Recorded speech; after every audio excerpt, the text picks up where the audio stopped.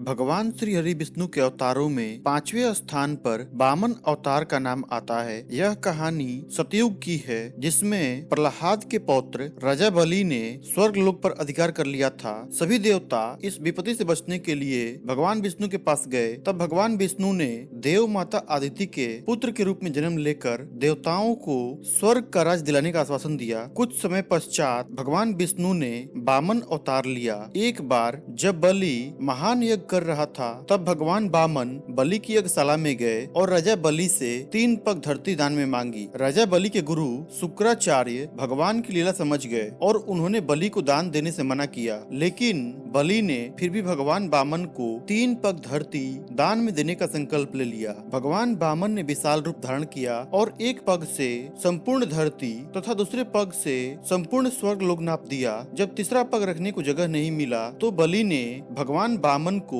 अपने सिर पर पग रखने को कहा। बलि के सिर पर पग रखने से वह सुतल लोक में चला गया। बलि की दानवीरता को देखकर भगवान ने उसे सुतल लोक का स्वामी बना दिया। इस तरह से भगवान वामन ने देवताओं की सहायता कर उन्हें पुनः स्वर्ग लौटा दिया।